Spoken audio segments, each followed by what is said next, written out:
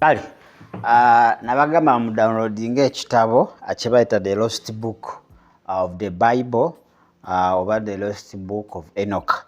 Kakati nakola tugenda kubanga tukisoma chapter ku chapter okutuukira ddala ye tunakomekereza. Tugenda kubanga tujjamu ebyo byennyini bye twetaaga. Bakiyita tugenda kusoma leero The Birth of Mary, okuzaalibwa kwa Mariam. Kubanga abamu tusoma ebitabo ate ne tujjamu okubikulirwa ne tujja ne tubagamba Mukama yandaze. Kakale katubalage nti ebintu ebimu bye tugamba nti Mukama yatulaze bino bitabo byawandiikibwa. Ensonga lwaki gwe tokola lisaaki obadde tomanyi nti nakino ekitabo gye kiri, olaba na kino ky'olina ekyomanyi tokisoma, kati bino olitegeera otya nti gye biri. So niwe bakulimba tewali buzibu, gukkiriza bukkiriza. Naye tetugamba nti ebyogerwa ebimu bituufu, naye Katonda tuleme muwaayiriza nti yatulaze. Bye tusomye tugambe nti tubisomye, bye tulowoozezza tugambe nti tulowoozezza, ne bye tweroseddwa tugambe nti twoleseddwa. Bino byengenda okugamba bisome busomi. Togamba mbu ate Jamiru naye yatuwadde okwolesebwako okwa Mary. Bino bisome, njagala nkulage gye biva, nti wobisanga awalala wonna ng'omuntu akugamba Mukama yandaze bino, biba gye biri byadda nga biwandiike. So tugenda kusoma The Gospel of the Birth of Mary, okuzaalibwa kwa Mariamu kwali kutya. Ate tugenda kusoma kye tuyita The Lost Book, The Lost Books of the Bible, The Gospel of the Birth of Mary. Gye tugenda okusoma nti enjiri y'okuzaalibwa kwa Mariamu. Owulira abantu bangi abakuwa nti Mary yali waati, simanyi Mary n'aba waati, Mukama mwe yabalaga, nga bino bitabo babisoma busobi. Leka nkusomere naawe okakase nti kuno tekwali kwolesebwa, wabula biba bitabo omuntu byasobola okusoma n'ayongeramu logic oba n'ayongeramu amagezi agage, ate n'akwata abajega abatasobola kubanga ate bakola okunoonyereza. Kale, chapter 1 njagala oba okirina ekitabo ekyo, njagala obe ng'okijjayo tugendere wamu. Chapter 1 leka tukole ki, tugisome. Kale, The Gospel of Mary okitegeera titugenda kusoma ekitabo kya nja kusoma mu Luzungu ng'ate wenzivuna ne mu Luganda. Obudde buba bugenze tujja kubanga ate tukimalirizaayo olunaku olw'enkya. Kale, egamba weeti Joachim her father and Anna her mother to go to Jerusalem to the feast of the dedication. Isaac the high priest reproaches Joachim for being childless. Bakutandika bagamba nti nno Joachim ye yali taata wa Mariamu, bakuwa wano bakubriefingira, ate Anna ye yali maama wa Mariamu. Kakati Isaac mu kaseera ako ye yali kabona omukulu, naye yasosonkereza Joachim kubanga Joachim akaseera ako yali talina ki, yali talina mwana. Katutandike ekitabo kyaffe. Kigamba bwe kiti, The blessed and ever glorious Virgin Mary from the royal race and the family of David was born in the city of Nazareth and educated at Jerusalem in the temple of the Lord. Nti ono embeerera Mariamu ava mu lulyo olulangira mu famire ya Dawudi, era nga azaalibwa mu kibuga kye bayita Nazaresi. Yasomera Yerusalemi mu temple oba mu yeekalo ya Katonda. Verse 2, her father's name was Joachim and her mother's Anna. The family of her father was of Galilee and the city of Nazareth. Nti erinnya lya kitawe bali bamuyita Joachim, ate erinnya lya maama we bali bamuyita Anna. Taata we, famire ya taata we yali ezaalibwa oba eva mu kibuga kye bayita Galili oba Galiraaya ekya ensi oba gye bayita Nazaresi. Yali ava Galili ekibuga kya Nazaresi. ate maama we ye yali azaalibwa Bethlehem. Kale, verse 3, their lives were plain and right in the sight of the Lord. Obulamu bwabwe bwali butambula bulungi mu maaso ga Katonda era nga tebalinaako kunenyezebwa kwonna. Naye abaagabanyanga ebintu byabwe okubiwaayo ng'ebitundu ebisatu. Ekitundu ekisooka baakiwangayo mu yeekaalu, tuli mu yakuna verse yokuna, baakiwangayo mu yeekaalu. Ekitundu ekirala baakigabiranga strangers abagwira, okubanga ate bamala ebizibu byabwe abagwira bakulaze nti abo abaali abaavu mubakomole, ebiseera ebyo mubakomole, kitegeeza mu Bayudaaya. Ate ekitundu ekyokusatu kyakola mu famire zaabwe. Verse eyokutaano bakugamba, in this manner they lived for about 20 years. Anti mu mbeera eyo baamala emyaka 25 era baafuna okuganja mu maaso ga Katonda era baali tebalina mwana wadde n'omu, kitegeeza baali bagumba. Balayira mu maaso ga Katonda, tuli mu verse ya 6, balayira mu maaso ga Katonda nti Mukama wanaabakwatibwa ekisa ne babanga akola ku nsonga yaabwe, n'abawo omwana oyo bajja muwongayo oba bajja muwa Mukama akole emirimu gye. Okitegedde, akole emirimu gye. Kale, on which account they went at every feast in the year to the temple of the Lord. Nti olw'ensonga eyo baagendanga ku bijjulo bye baakolanga oba ku mbaga oba okuyitako kwe baakolanga ku yeekaalu buli mwaka. Verse 7, tuli ku chapter 1 verse 7 gye tugendako. Awo lwatuuka ekijjulo we kyatuuka ekyokwewongayo kyali kisemberedde, Joakim gutugambye yali taata wa Mariyamu n'abamu ku b'ekika kye ne bagenda mu Yerusaalemi. Mu kaseera ako tugambye Isaac ye yali kabona omukulu. Verse 8, who when he was kati Isaac kabona we yalaba Joakim n'abaneiba be oba n'abantu be beyajja nabo ku yeekaalu ng'alese ekiweebwayo kye n'akiyisaamu amaaso. Oyo kabona yayisaamu ekiweebwa kya Joakim amaaso era n'amubuuza nti gwe atalina mwana, why he who had no children would prefer to appear among those who had, adding that his offering could never be accepted to God. Nti igwe atalina mwana kijja kityo okubanga ate olabiseeko wamu n'abo balina abaana. Era yayongerako n'agamba nti era gwe ekiweebwayo kyo tekisobola kubanga kikkirizibwa mu maaso ga Katonda kubanga oli mugumba. Ndowooza ze zimu ku nsonga lwaki kino ekitabo bakijja mu Bayibuli, kubanga Katonda waffe sitasosola waatyo nti oba oli mugumba ate tasobola kubanga akkiriza kiweebwayo kyo. So ensonga nyingi ze bakonsidalinga okubanga ebitabo ebimu babijjayo mu Bayibuli kubanga byali bikozenga confusion n'okutabulatabulwa. So kyovala nti kino ekitabo kya Enoka bakiteeka mu the lost book of the gospel.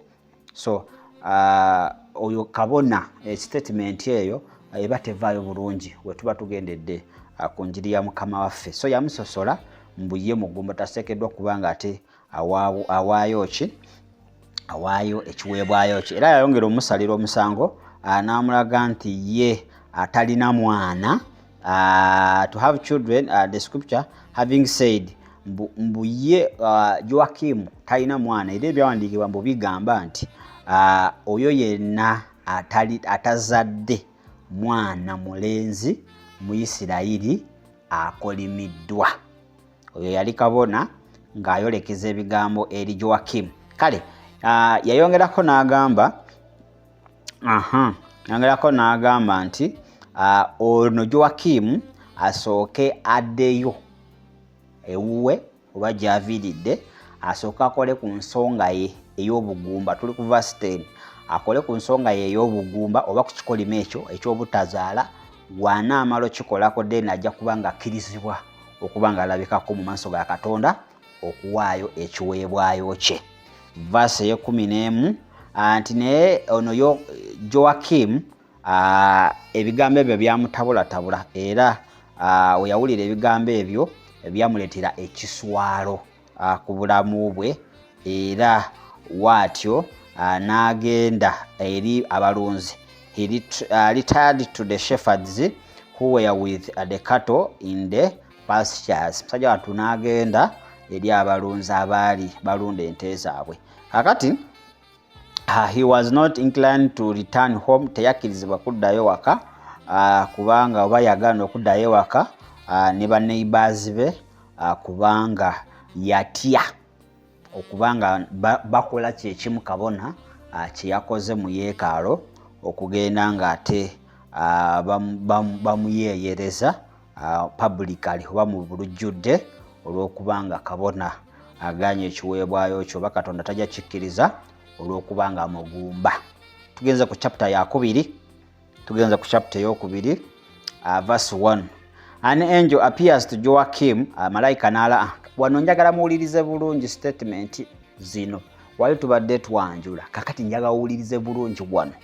Ojja tegeera nti abantu basoma ebitabo ate ne bajja ne babagamba nti Mukama yabalaze okwolesebwa. Kakati verse 1, chapter 2 verse 1. An angel appeared to Joakim and informed him that Anna shall conceive and bear forth a daughter, who shall be called Mary, brought up in the temple and while yet a virgin, in the way unparalleled, bring forth the Son of God, gives him a sign and departs.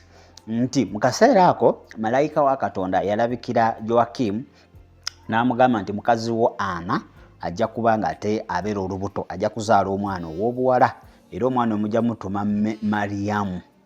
Omwana oyo ajja kuba nga akulira mu yeekalo ya Katonda era ajja kubeera mbeerera mu ngeri weetyo era yajja okuba nga avaamu ate omwana wa Katonda oba yajja okuzaala omwana wa Katonda era malayika olwamala n'avaawo n'agenda.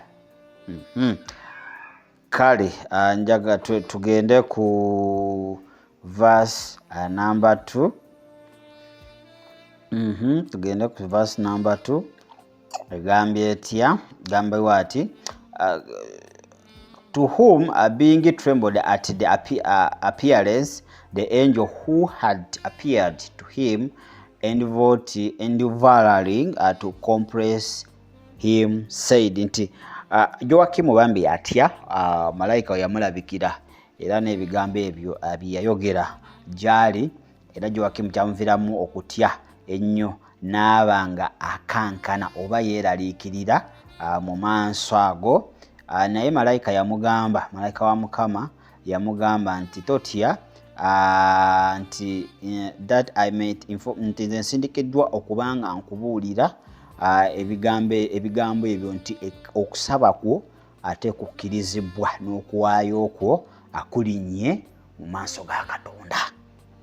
Verse ey'okuna nagambye twayingidde dda chapter 2 egamba weti and for he has surely seen your shame and had you unjust reproached for not having children, for God is the avenger of sin and not of nature. Nti Mukama amazima ddala alabye ekiswalo kyo era alabye ate okuswaluka ku obutaba na mwana era Mukama ye Katonda avenger kyeki awolera ye Katonda awolera eri ekibi so se eri obutonde. And so when he sets at the womb of any person, he does it for the reason. Ndi Mukama waggala olubuto lw'omuntu yenna aluggalawo n'ensonga, that he may in a more wonderful manner gain open it, and that which is born appear to be not the product of lust but the gift from God. Mbere kyakikola nti ekinaavaayo ng'amaze okuba nga agudde olubuto olwo kinaabeera ate si kintu ekivudde oba mu kwaka wabula ekirabo ekivudde eri Katonda. Verse 6. For the first mother of your nation, Sarah, was not barren even until the 90th year. Nti okusookera ddala maama wa mawanga Sarah yali mugumba okutuukira ddala ku myaka egy'ekyenda, era ku myaka egy'obukadde yamala n'azaala omutabanyi Isaaka, omwana ow'ekisuubizo Mukama gwe yawaayo ng'ekirabo eri amawanga. Olw'omusanvu malayika agumya Joakim nti era ne Lakeeri, si era ekyo nti era ne Lakeeri era waatyo yafuna okuganja maaso ga Katonda, waatyo we yafuna omwoyo omutukuvu, era we yali omugumba akaseera akanene n'asobola okuba nga ate mu maaso awo yazaala omutabanyi yani teyali Yusuf, no yali Jacobo, Jacobo we yamala n'azaala omutabanyi gwe bayita Yusufu, ataali gavana oba ataali mukulu owa Egypt, wabula eyanunula amawanga amangi okuva mu kuzikirira kw'enjala. Malayika ebigambo nga byali birungi ebyo, nga tebabitunyumiza bannaye, balondamu bitono. Kale verse 8. Who among the judges was more vigilant than Samson, or more holy than Samuel, and yet both their mothers were barren. Nti oyo Yusufu yali mugezigezi almost, era yali w'amaanyi okusingako ne Samusoni, era yali mutuukirivu okwagala okusinga ne Samwiri. Era oyo Yusufu abazadde be oba abamaama baabwe w'osoma ebyafaayo bonna baali bagumba. Bakuwa ne reference ogenda osome Judges, 1 Samuel n'ebitabo ebirala. But if reason will not convince you of the truth of my words, malayika agamba oba byonna byenkunyonyodde waggulu owulira nga tomatidde olw'ebigambo byange byenzize nkugamba, that there are frequent consumption in advanced years, and that those who were barren have brought forth to their great surprise.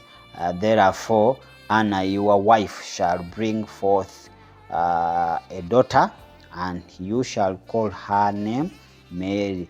Tiwobanga byekubulidde obuusabuusa, kaakano wendi okugamba nti mukyalawo Anna ajja kubanga ate azaala waatyo omwana ow'obuwala, era omwana oyo erinnya lye lijja kubanga liyitibwa Mariyamu. Verse 10. So she shall accordingly to your vow be devoted to the Lord from her infancy, and to be filled with the Holy Ghost from her mother's womb. Nti kakati omwana oyo okusinziira kukulayira kwo, omwana oyo ajja kuba nga awongebwayo era nga aweebwayo mu maaso ga Katonda okuviira ddala nga yakazaalibwa oba nga akyali muto, era ajja kuba nga ajjuzibwa omwoyo omutukuvu okuviira ddala mu lubuto lwa maama we. Kakati bano abakuwa okwolesebwa, ekitabo kye baasoma kyogera ku Holy Ghost, naye bwe baba bakunyonyola bakugamba Holy Ghost kiki? Muzimu. Naye nga ate bano yasoma Holy Ghost. Kale tugende mu maaso. Verse 11. So shall neither eat or drink anything which is unclean, nor shall her conversation be without among the common people, but in the temple of the Lord, that so she may not fall under any surrender or any act or any trap of bad or of the devil. Nti kakati omwana oyo gwe munaazaala tajja kunywa oba kulya kintu kyonna ekitali kirongoofu, era omwana oyo okwogera kwe tajja kukirizibwa kwogera n'abo abantu aba bulijjo, kubanga omwana oyo ajja kubanga akulira mu yeekalo ya Katonda. Era omwana oyo ensonga lwaki baagala kulira mu yeekalo ya Katonda waleme kubeerawo mutego gwonna oba kupalapalanya kw'omulabe Sitaani oba okuva eri abantu ababi eri obulamu bwe. 12. So in the presence of her years, as she shall be in the miraculous manner born of one that was barren, so she shall, while yet a virgin, in a way unparalleled, bring forth the Son of the Most High God. Kakati mu myaka gye egy'obukulu ng'akuze oyo boogera ku Mariyamu kati, kubanga azaalibwa mu nzaalibwa ey'ekyewuunyo era azaalibwa eyali omugumba. Kakati oyo eyembeerera ajja kubanga mu biseera eby'omu maaso ajja kubanga azaala omwana ow'oyo ali waggulu ennyo, who shall be called Jesus, and according to the signification of his name be the Savior of all the nations. Era omwana ajja kuyitibwa Yesu, era okusinziira ku bubonero bw'erinnya lye ajja kubanga ye mulokozi ow'amawanga gonna. Verse 13 bigambo etya, and this shall be a sign to you of the things which I declare, namely, when you come to the golden gate of Jerusalem, you shall there meet your wife Anna, who brings every much troubled, that you returned no soon, shall then rejoice to see you. Tikakati akankuwa akabonero nti onooba okkiridde ng'ogenze ku luggi oba ku wankaaki wa zaabu ow'eyo Yerusaalemi, awo ojja kuba osisinkana mukyalawo Anna abadde yeeraliikiridde ennyo ng'akunoonya kubanga obadde oludda okuba ng'odda ewaka, era wanaakulaba ajja kusanyuka nnyo. 14. Then the angel had said this, he departed from him. Era malayika yamugamba ebintu ebyo bw'atyo n'abulawo. Tugenze ku chapter yokusatu. The angel appeared to Anna, tells her, a daughter shall be born unto her, devoted to the service of the Lord in the temple, who being a virgin and not knowing man shall bring forth the Lord, and gives her a sign. Therefore Joachim and Anna meet and rejoice and praise the Lord. Anna conceives and brings forth a daughter called Mary.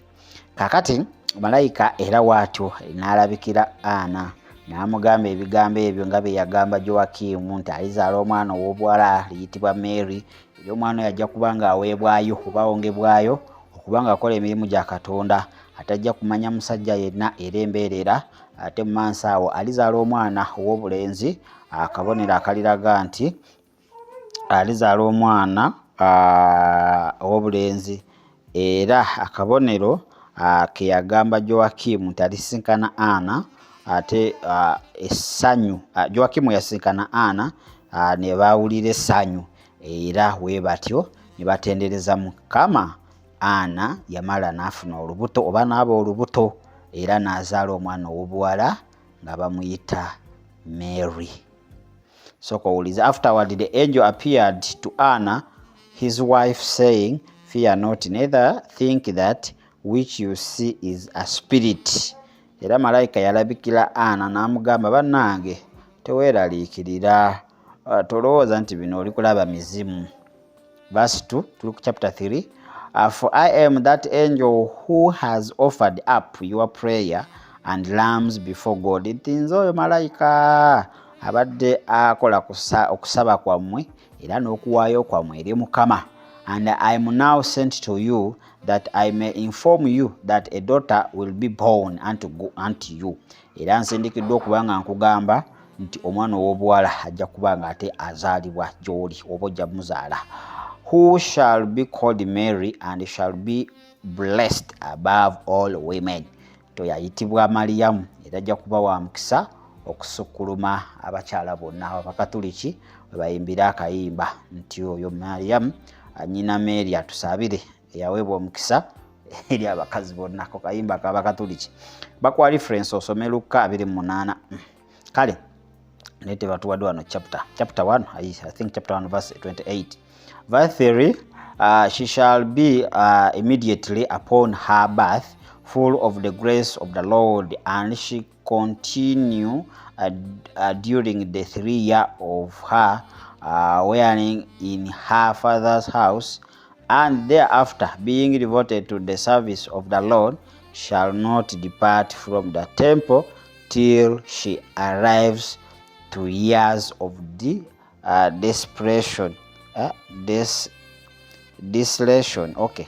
Ntino oyo awanaamala okuba ng'azaala mu kuzaala kwe ajja kubeera n'ekisa kya Katonda kati no Ana gwe bagamba, era ajja kweyongera, era emyaka 3 eginaasooka nga bamuyonsa ajja kubeera mu nnyumba ya kitaawe gwe twategedde nti Joakim, era emyaka 3 eginagwako ajja kuba atwalibwa mu yeekaalu nga we kyagambibwa, atandika okuba nga ate akolera Mukama Katonda nga we baalayira okutuukira ddala emyaka gye egy'okusalawo I think weginaaba nga ate agituuse. Verse 4, in a word, she shall there serve the Lord night and day in fasting and prayer.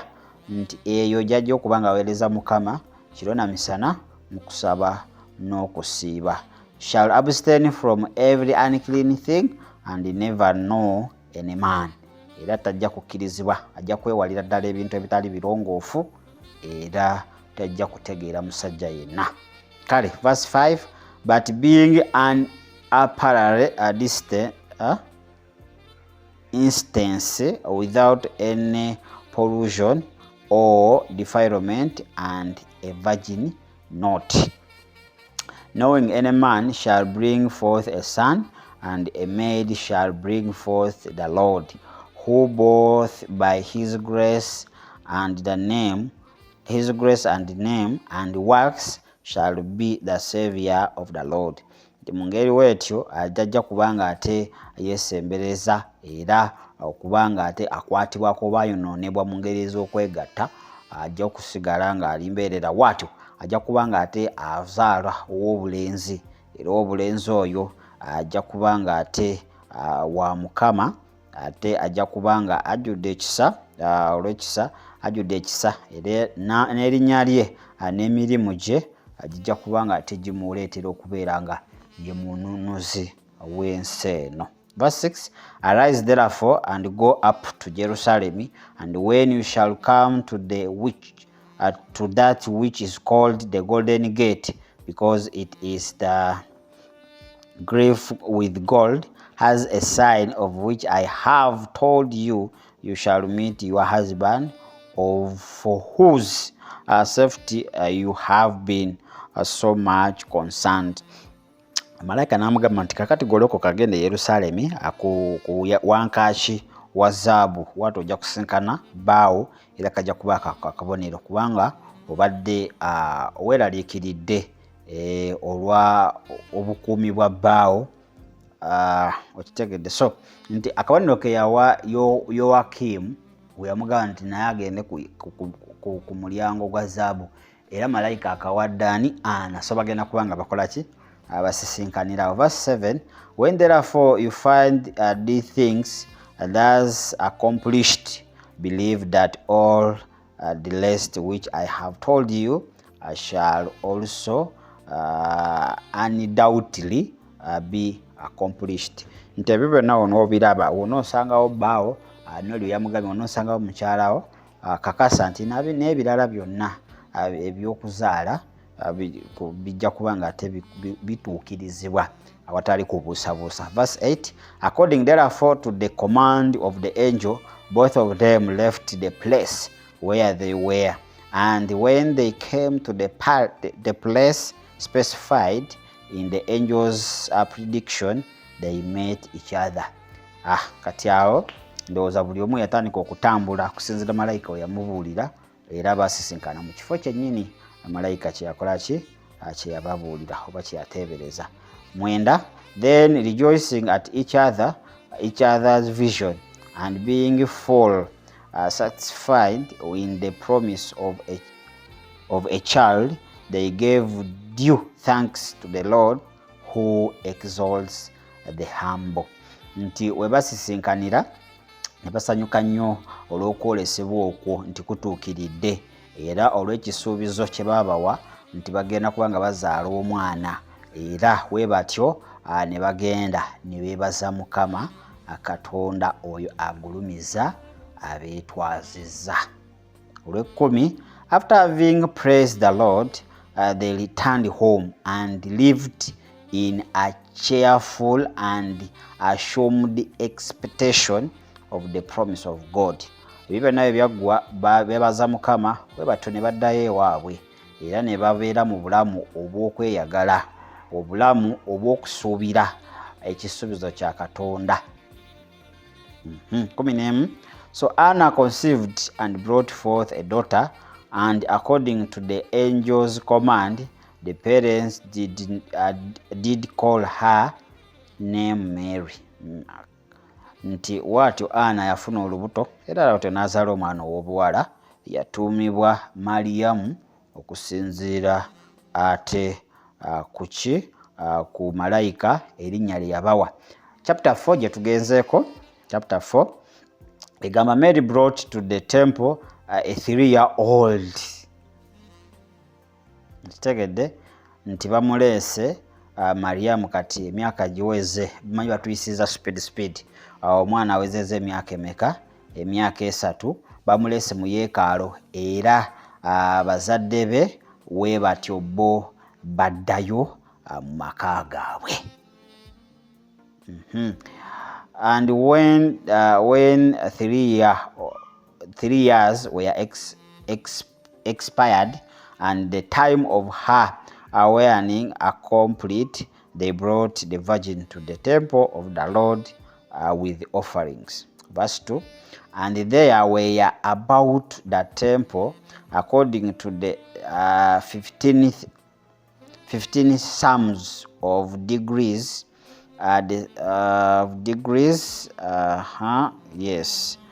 stairs of ascent. 3. For the temple being built in a mountain, the altar of burnt offering, which was without, would not be come near, but by stairs. Kale nti yeekaalu eno yali ku lusozi waggulu, so yali y'amadaala. Kakati nga batuuse ku ddaala ery'15. The parents of the Blessed Virgin and infant Mary put her upon one of these stairs. Nti we batyo bamuteeka ate kulimu ku ddaala, oba ku madaala agambuka. But while they were putting off their clothes in which they had travelled, and according to custom putting on some that were more neat and clean. Nti webaali nga bajjako engoye ze bajjiramu okusinza ku bulombolombo, nti balina okuba nga ate bambala ezitukulako okusinga ezo, kubanga ziri ziba zimaze okuba nga ziddugala nga batambula. In the meantime, the Virgin of the Lord in such a manner were put all the stairs one after another, without the help of any to lead or lift her, that anyone would have judged from hence that she was of perfect age. Nti waliyo n'abalala be baali baleeta, naye ate ono Mary ye yali teyeetaaga muntu yenna kubaako kumulagirira. Bye yakola byonna byali ng'ate bituukiridde. Ate kyewuunyisa ku myaka gye egyo gye yalina 7. Thus the Lord did in the infancy of his virgin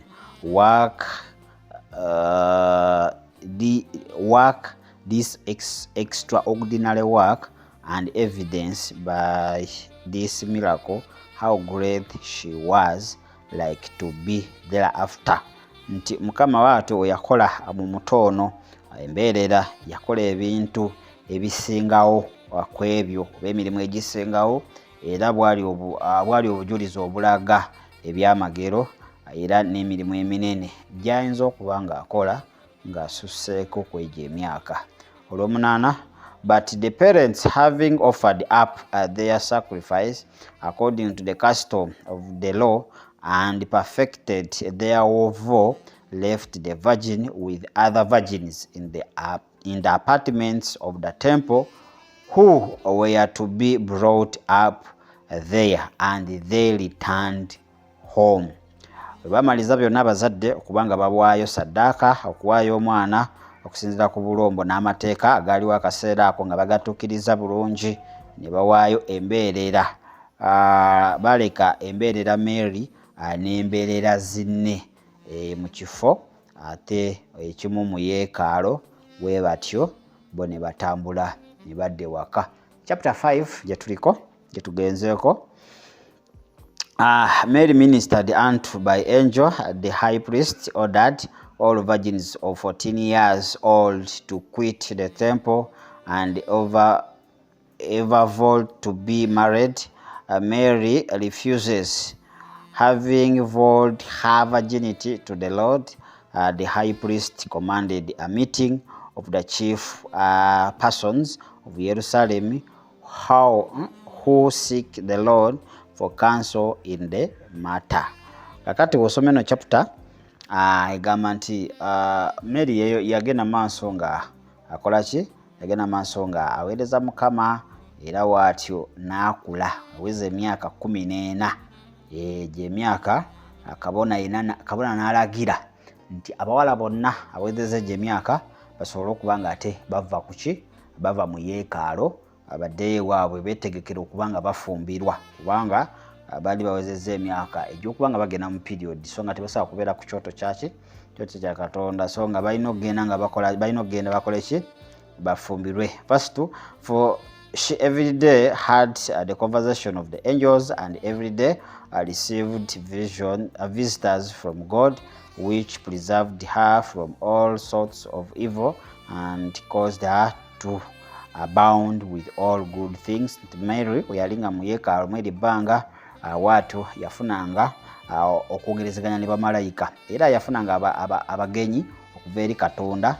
Ebyo byamukuumanga okubanga ate yewala emitego gya sitaani gyonna ate n'okuba nga anywerera mu kintu ekirungi. So thought that when all length she arrived to 14 years, has the wicked could not lay anything to her charge worthy of reproof, so all good persons who were acquainted with her admired her life and conversation. Kale bweweza emyaka 14 awo abantu bonna batandika okuba nga bamwegomba, abakuze mu myaka era nga beegomba obulamu bwakola ki? Bwawangaliramu. Naye kabona omukulu tugenze ku lwokuna. Kabona omukulu nayise etteeka mu lujjudde nti abawala bonna abawezezza egyo emyaka balina okuba nga ate baddayo ewaabwe ate basobole okuba nga beetegekera okuba nga bafumbirwa. Naye Mary ekyo kiragiro yakigaana. Akitegedde? Olwokutaano ndi kubivuunulira. Mary yagaana ekiragiro ekyo era n'agamba nti ye yakola ki? Yeewaayo eri Katonda. Kale kandukusomere. To which command, though all the other virgins readily yielded obedience, Mary, the virgin of the Lord, alone answered that she could not compel with it. Abalala bonna embeerera bakkiriza, Mary n'akiwakanya n'agamba ekyo tagenda kubanga akikkiriza, assigning the reason that both she and her parents had devoted her to the service of the Lord, and besides that she had vowed virginity to the Lord, which vow she was resolved neither to break through by laying with a man. Akati yagamba nti ye ne bazadde bekisookera ddala baali balayira maaso ga Katonda kubanga bamuwaayo bakola ekirayiro nti ajja kubanga ataweereza Mukama. Ate n'okuleka ekyo ye kennyini naye yawaayo embeerera ye eri Katonda nti tajja kwebaka na musajja yenna. So kabona omukulu yafuna obuzibu. That's verse 7.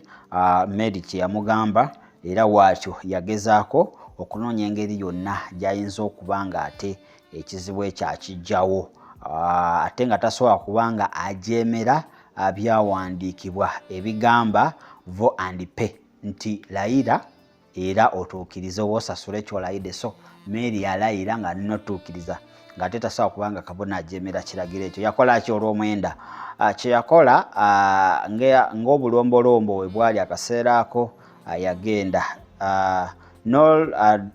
Nor on the other hand introduces a custom on which other people were strange. Commanded nti yali tasobola kubanga akola ki saawa eyo aleetawo obulombolombo obulala abantu bwe baali tebaliiko kaki ekaseera ako. 10 kye yakola okuyitako oba embaga we yali ng'enaatera otuuka at the approaching feast all the principal persons both of Jerusalem and the neighboring places should meet together that he might have their advice how he had best proceed in the difficult case.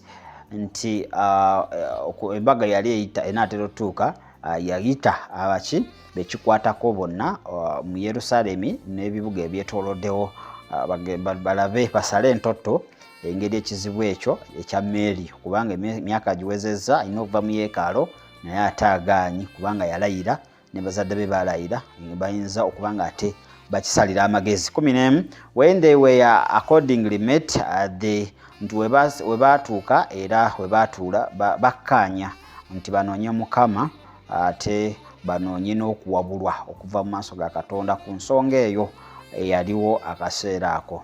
12 agambye what nti bonna bagenda mu kusaba oba beenyigira mu kusaba era kabona omukulu yagenda mu ngeri n'agenda okwebuza Mukama okuyita mu kusaba.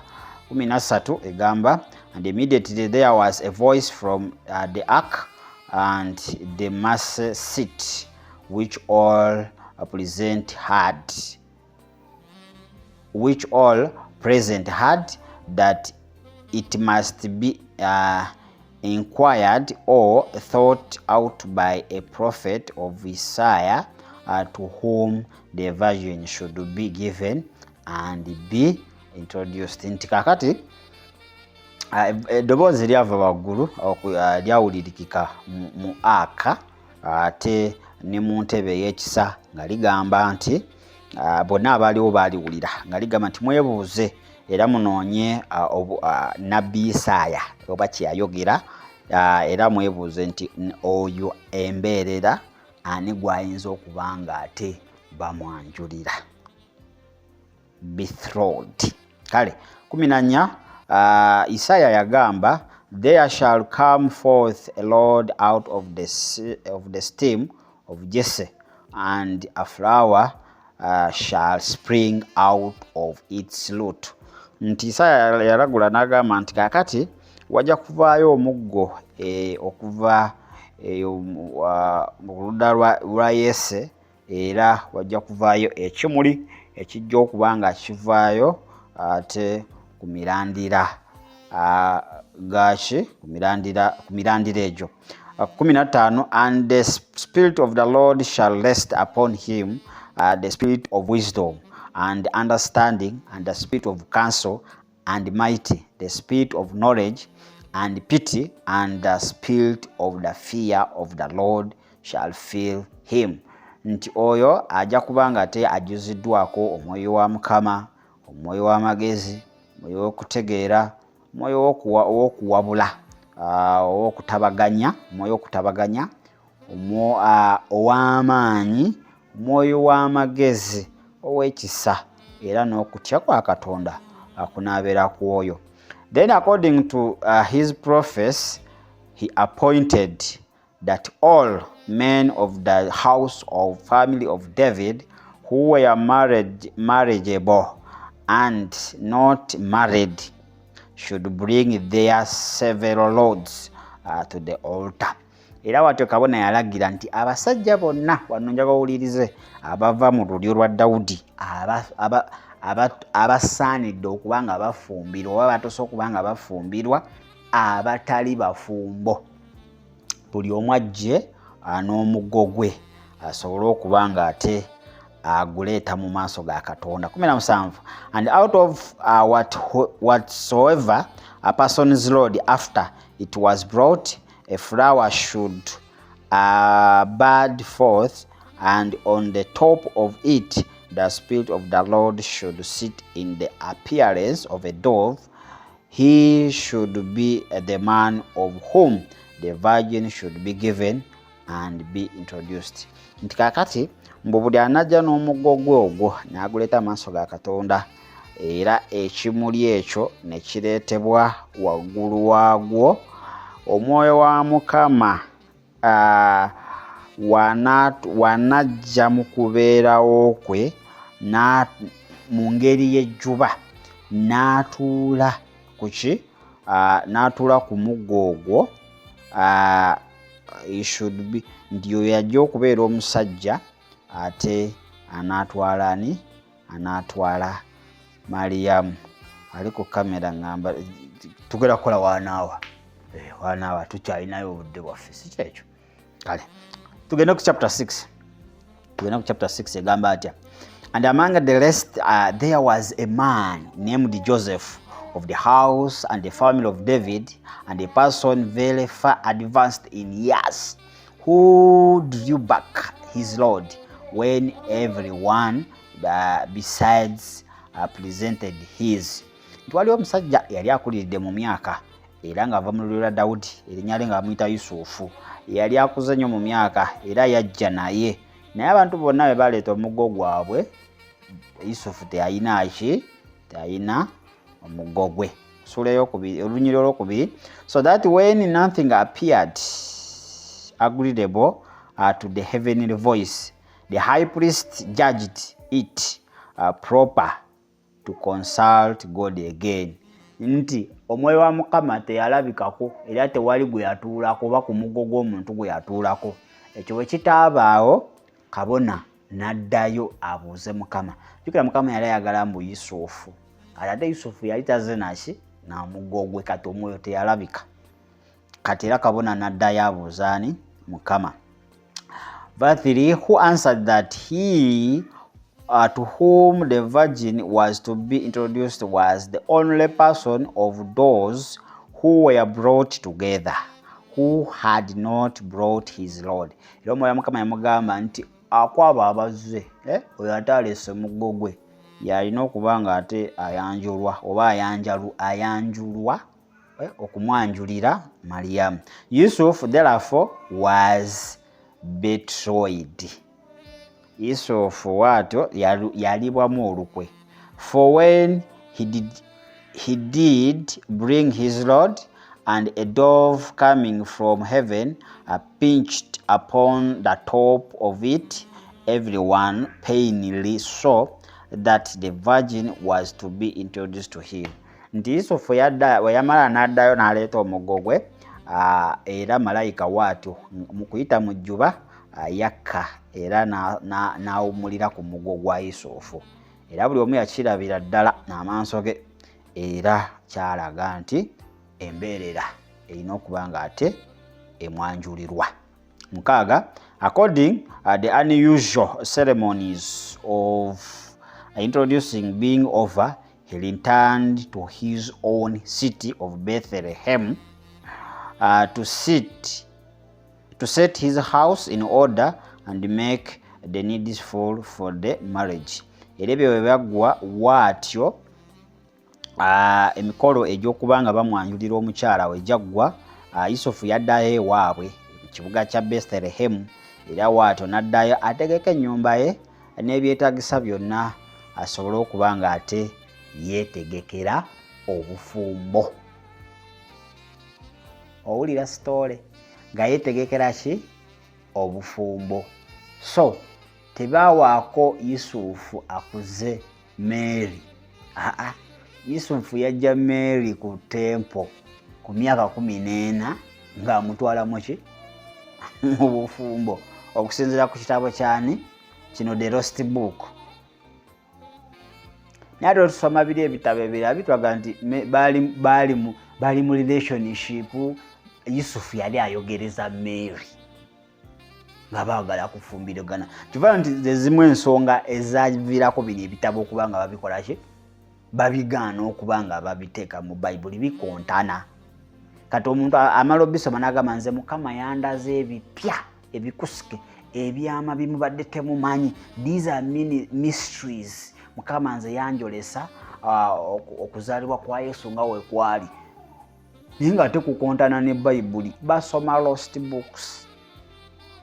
Ebitabo ebyabula ebyagaanibwa. Kale verse 7, but the virgin of the Lord Mary with 7 other virgins of the same age who had been went at the same time and who had been appointed to attend her by the priest returned to her parents' houses in Galilee. Nti kati gye byagwa Mariamu ndowooza yamala okukkiriza n'asobola okuba ng'akola ki addayo mu maka ga muzadde we oba ga maama we ga taata we e Galiraaya ekya Nazaresi. Now at the time of her first coming unto Galilee, the angel Gabriel was sent to her from God to declare to her the conception of our Savior, and the manner and the way of her conceiving him. Nti yamala okuddayo awo malayika omukulu w'obubaka Gabudyeri wato najja n'atandika okuba nga amunnyonnyola engeri gy'anaafunamu olubuto oba engeri gy'anaazaalamu ate omulokozi waffe. Verse 2, accordingly going into her, he filled the chamber where she was with a glorious light, and in a most encounters manner saluting her, he said. Nti watyo Mary we yali wajjawo ekitangaala ekitali kya bulijjo nekibikkawo wonna nekimwetooloola era malayika waatyo n'agamba hey Mary mbu hey Mary era zino lost books mbu hey Mary, Virgin of the Lord, most acceptable, O Virgin, full of grace, the Lord is with you. You are blessed above all women. You are blessed above all men that have been that have been born. Magawa Samaluke 28. Nti Mariamu gwe embeerera ya Mukama eyakkirizibwa, embeerera ejjudde ekisa. Mukama ali naawe era oweereddwa omukisa okusukkuluma abakyala bonna era oweereddwa omukisa okusukkuluma abaami bonna abaazaalibwa. Olwokuna, but the virgin who had before been well acquainted with the counterfeits of the angels, and to whom such light from heaven was no uncommon thing. Nti embeerera yali ebintu ebyo yali afuniddwako okulabikibwa kwa malayika n'ekitangaala awekityo kitali kya bulijjo okuva mu ggulu. Verse 5, was neither terrified with the vision of the angel nor astonished at the greatness of the light, but only troubled about the angel's words. Nti teyatya wadde okweraliikira dde okukankana olwaki olw'ekitangaala ekinene, wabula ekintu kimu kye yeeraliikirira, ebigambo bya malayika. 6 mukaaga, and began to consider what so extraordinary a salutation should mean, what it did portend, or what sort of end it would have. Neebuuza nti manyi ag'enjawulo era kulamusa ki kitegeeza ki ekyo era kinakomekereza kitya. 7, to the thought the angel divinely inspired replies. Nti malayika waatyo n'addamu Mary. Fear not Mary as thought. Totya Mary nga olowooza. Intended anything inconstant with your chastity in the salutation. For you have found favor with the Lord, because you made virginity your choice. Totya kubanga kati gwofunye ekisa maaso ga Katonda, kubanga gwe walonda embeerera ng'okusalawo kwo eri Mukama. Therefore while you are a virgin, you shall conceive without a sin, and bring forth a son. Nti mu bw'okubeera embeerera woto ojja kubanga okola ki? Ojja kubanga ate nga toliiko wadde kibi, woto ojja kubanga ozaala ki? Omutabanyi. He shall be great, because he shall reign from sea to sea, and from the rivers to the ends of the earth. Nti ajja kufuga, ajja kuba w'amaanyi afuge okuva ku ssemayanja okutuuka ku ssemayanja, okuva ku migga okutuuka ku migga gy'enkomerero y'ensi. And he shall be called the Son of the Highest, for he who is born in a mean state of earth on earth reigns in an exalted one in heaven.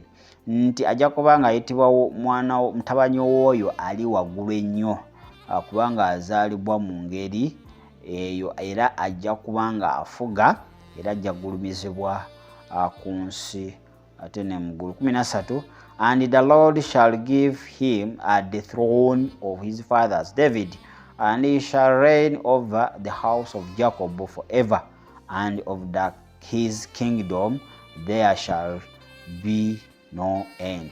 Mukama waatu ajja muwa entebe y'abajjajjaabe eya Dawudi, bannamulondo y'abajjajjaabe eya Dawudi, era waatu okufuga kwe ajja kufuga ennyumba ya Yakobo emirembe n'emirembe, ey'obwakabaka bwe tebulina nkomerero.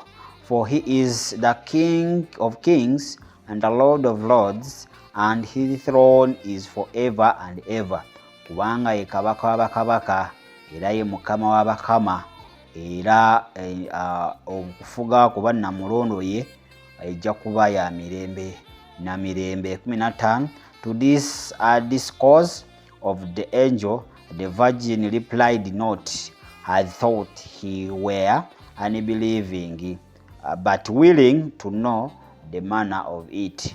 Mariamu teyayanukula kintu kyonna eri malayika ono, era she were unbelieving, yali takkiriza, era ng'era unbelieving but willing, yali takkiriza naye ng'ate awulira, nga okuwiringa nga ayagala okumanya bino engeri gye biyinza okubala ki okubaawo. 16 So she said, how can that be?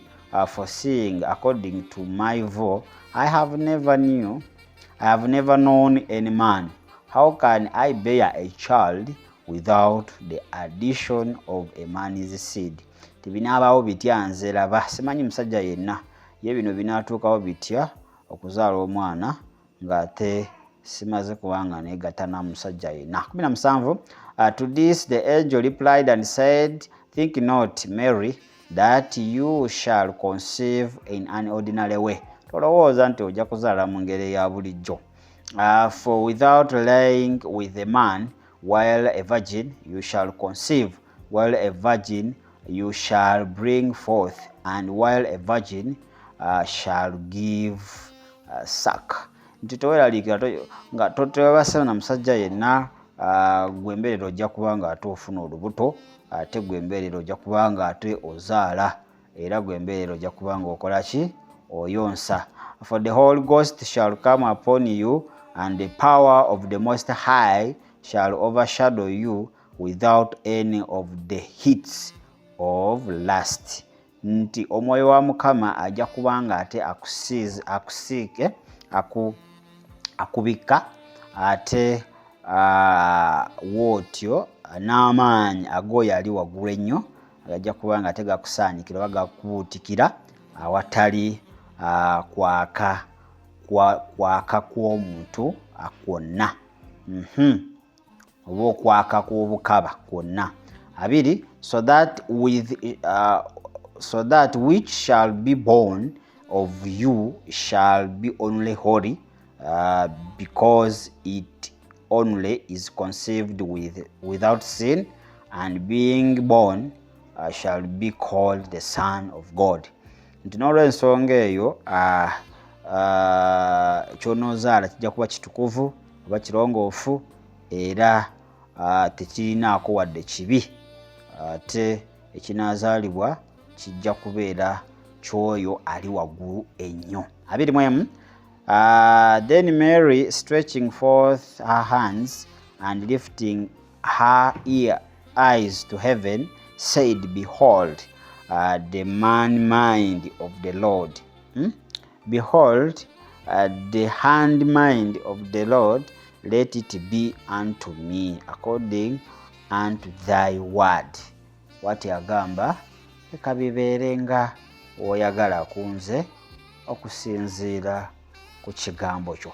Tugenda tandikirawo ku chapter ey'omunaana nga twekenneenya ate ebya Mary byali bitya n'okuzaalibwa kwa Yesu. Ndowooza obirabye, abiri mu bitabo mulimu ebitakwatagana. Kyova olaba kitabo baakijjamu ne bakiyita the lost book. Tebikola ki? Tebikwatagana okubanga ate wano batulaga nti Mary yakola ki? Yusuf yafuna Mary ku myaka 14, ate wali Bible etugamba nti baali mu kukola ki? Mu relationship yaabwe. So bingi ebitagatta wobanga okoze ki? Wobanga ate otandise okubanga ate obiraba. Bingi ebigatta nga osoma Bible yaffe gye tulina ebitabo 662. So kakati siwakanya babyogera naye muveeyo mugambe twasoma the lost book. Temugamba nti ate twafuna okubikulirwa. Mugambe nti mwasoma ki? The lost book. So abantu musome ebitabo, mukole research, baleme bazanyira ku mutwe.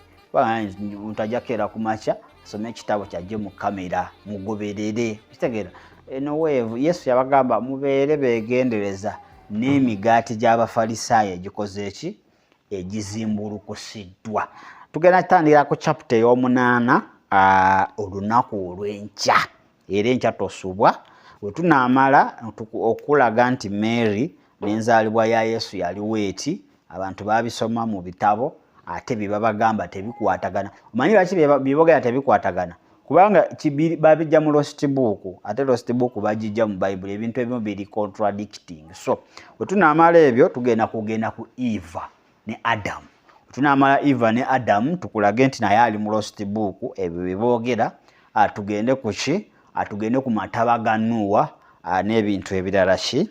N'ebintu ebirala bingi. Kale olunaku lw'enkya itirako kwalinisawo ebintu bijja kubanga bitambula bulungi. Services we ziri oba bukuzibiddeko mu jjinja, ebisulo byo we biri ate bitukaganye n'omutindo gw'ensi yonna. Ebyokunywa ate conference room oba olina akabaga konna oba olina weetaaga sauna steam bath n'ebintu ebirala bannaaye yitirayo ate ebbeeyi ejja kubeera nga muteesa buteesa. Gwe bagambe the slope yatugambye ebbeeyi tejja kubeera ate ya waggulu nnyo. Soma nija tukutumiddeko nnyo. 07523447 0761 0883 ye namba yaffe y'essimu akosobola okubanga ate okola ki? Ng'oyita. Mugala Jamiru mbadde wano mu studio okubanga ate atusomasomamuuko bino ebitabo bye lost books, ate bano aba confusing abantu mwe bajja information ne bagiteeka mu kwolesebwa ne ba confusing abantu, ate n'abano ba satanists nga bano ba Putin n'abalala bajja mu information ne batandika otu confusing nga Yesu teyaliyo, Yesu yali mu Firika biki. Ebintu ebisinga byonna biri mu ki? Mu bitabo ebyenjawulo ebiri lost oba ebye baagaana ebiri rejected oba bye bayita forbidden gospel. Nekyo osobola okuba nga okinoonyako n'okisoma kye bayita forbidden gospel. Kale naalo nga badde ku kamera okubanga atakusikira ekifaananyi ekyo ne Travis okubanga ate bakutusaako amaloboozi ago. Baagaliza ekiro ekirungi, mubeere bulungi, mwera.